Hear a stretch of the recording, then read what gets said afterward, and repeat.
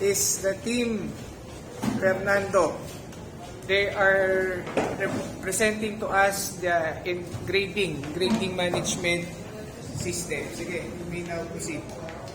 Our grading management system is designed to streamline academic data management, allowing users to log in, access a centralized venue, and efficiently handle student information. Courses, attendance, grades, reports, simplifies computation and report generation, providing a structured, user-friendly interface to academics.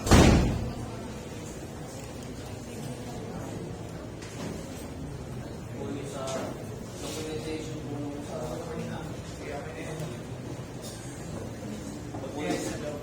Sino nagkuha nito? Anton. Ano yung ano niyan? Concept. Bakit nagawa yan?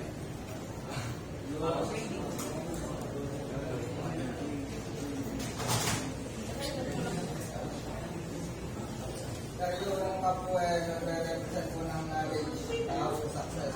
Kasi yung blue background naman po, nagre-represent po ng stability, confidence, and trustworthiness. Sige. Next. Okay, sino yung magbe-benefits ng study mo?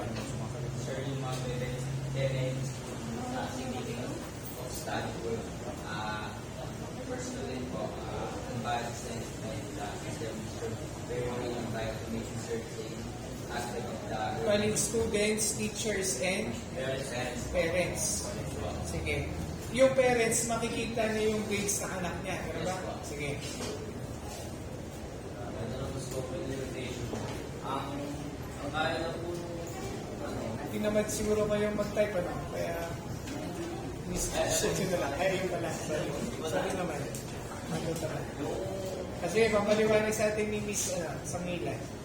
Scope and limitation. Ano ba yung niyan sa cloud?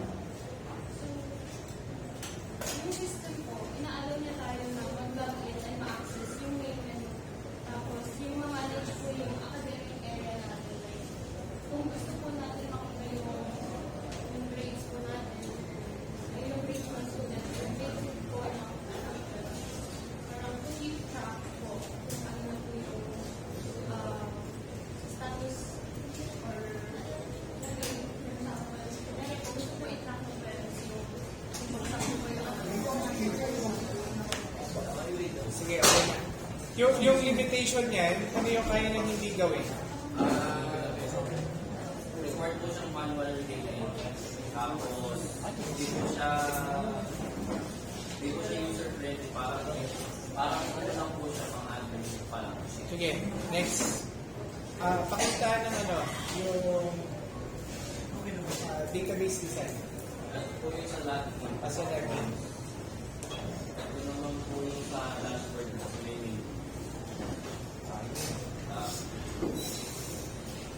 Ito po yung sa Sandali. Ba't ang dami nito? Sige, next. ito po naman yung sa Excel. Mga table po. Kaso,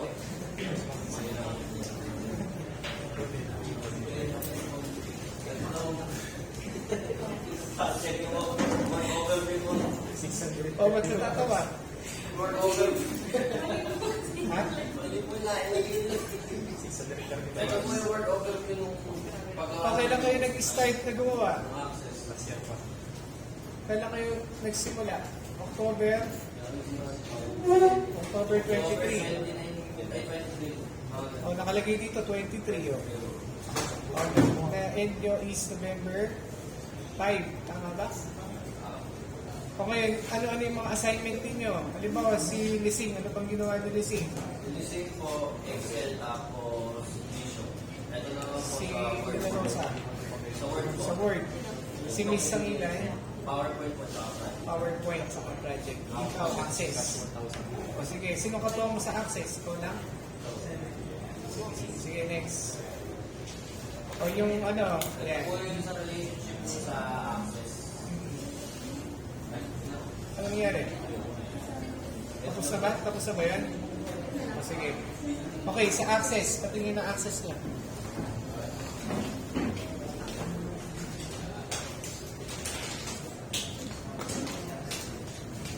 Nakakapag-compute din ng grades, di ba? Apo. Sige, mag-compute tayo ng grades.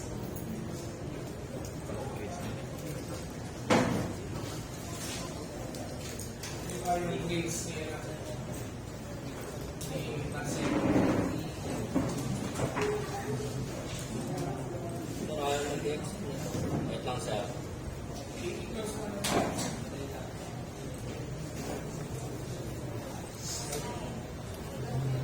Control natin.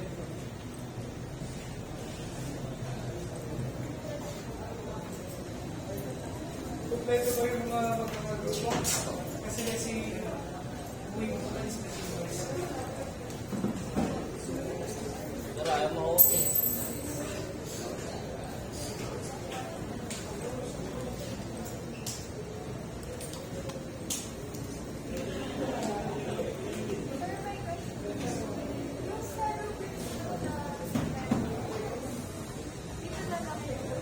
Opo, dyan na lang.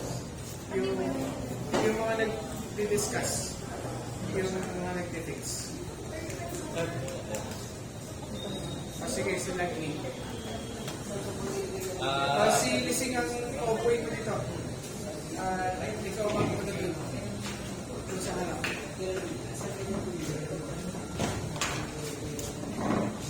Hanggang natin ano record. Muna na natin. Siguro, okay. Patuloy ka.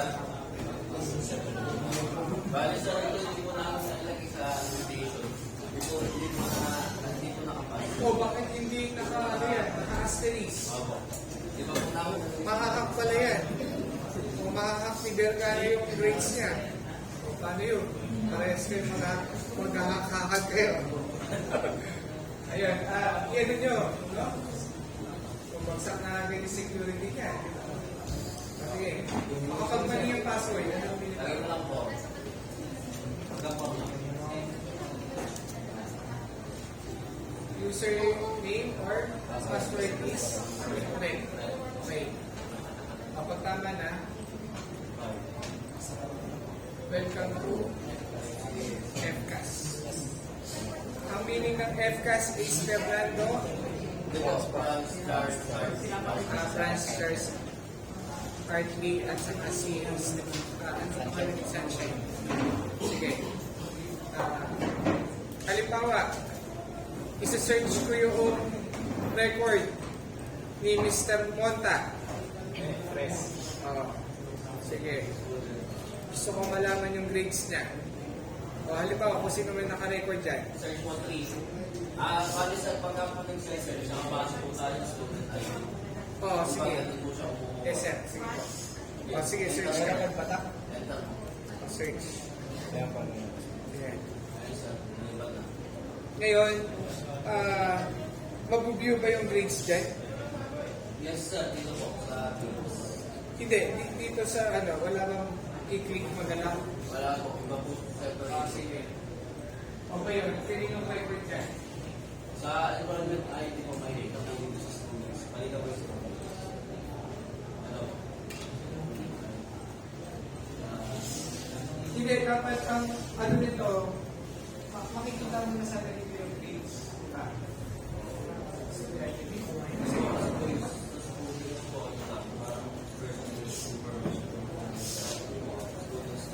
Ayun dyan.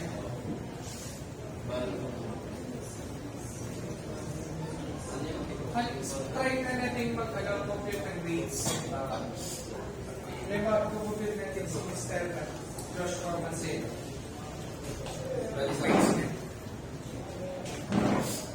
O mag-login ka muna ng system admin bago ka makapag-date. Hindi na po sasabi ko na tapos sa student. Sige. Bali parang admin. Admin lang siya. Pang-admin lang. Kapo gusto niya mag-admin tayo sa Sige. Okay, sige, kahit ano na. Halimbawa yung quiz. Yung ito bang quiz na to, automatic na na halimbawa, wala bang may competition formula ba to? Meron po. Itong quiz mo? Ito po makikita. Sa manisin yan.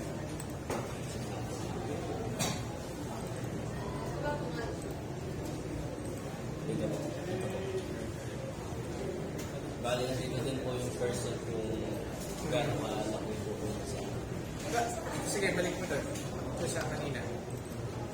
Ngayon, dapat dito sa grades, yung sa computation ng grades, dapat May nakatingin percent sa dito, Kung o ilang ilang percent percent po. ang quiz, Oo. 30%, ilang percentage ang exam, 30%, halimbawa, 30%.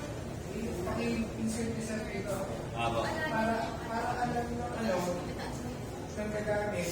O ito po yung computation.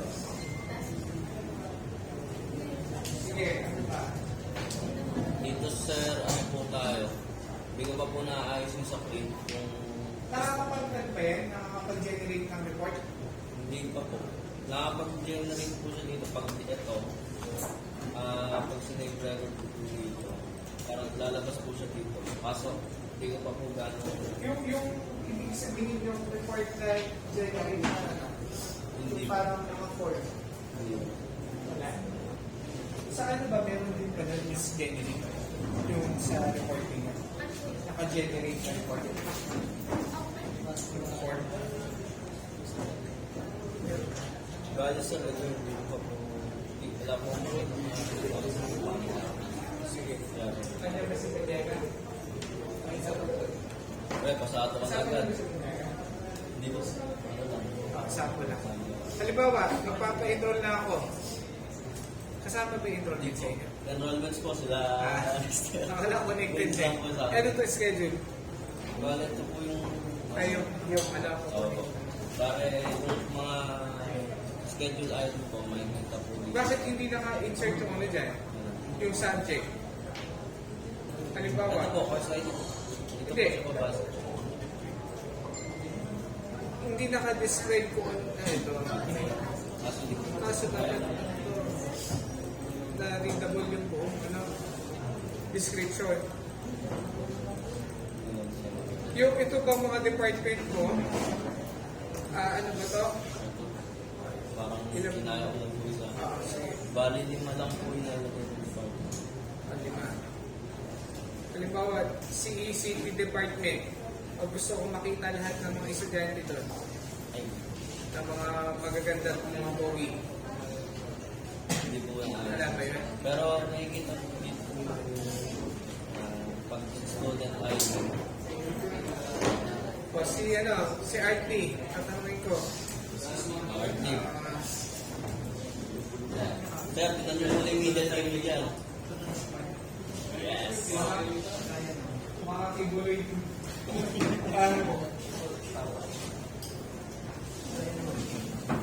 Wala.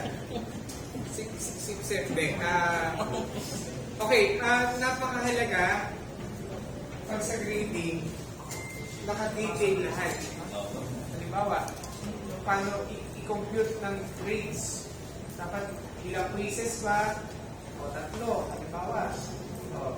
Ngayon, ang computation kasi ng formula natin, yung isimate ko dun sa dun sa, yung sa evaluation, system evaluation, yung nakalagay doon. Halimbawa, 25 divided by 25 is equal to 1. 1 times 50 is equal to 50. Plus 50, 100 times 0.25 is 25%. O, ganun yung computation ng grades natin. Ngayon, isama mo dyan, Sir Franz, yung, halimbawa, ang grade ko is 98. Saan nakapagsak yun? 1.0. Halimbawa, ang grade si Makite, 86. Saan naka-code yun? Tapos sir, yan po yung sinabi 2.0. Sinabi ko din po sa slot na yung Ayan, nakalagay ayan, ng ayan. data entry. Kapag Kaya po pagka-compute po dito, parang kayo pa po yung mag-compute para ilagay dito. Tapos ilagay mo din dyan yung remarks. Hindi pass fail. Halimbawa, yung Kapag 98, ano yun? Excellent. Gano'n. Kapag, di ba ginawa natin sa excellent? Natatanda niyo ba sa excel? O yung midterm, prelim exam. Yeah. Sige, yun lang po. Ano pa ba? Sige, yun na yun. Yung mga recommendations, pakipanood nyo na lang ulit, no? Yung mga video. Sige, mag-take na tayo. Para makatapos na tayo.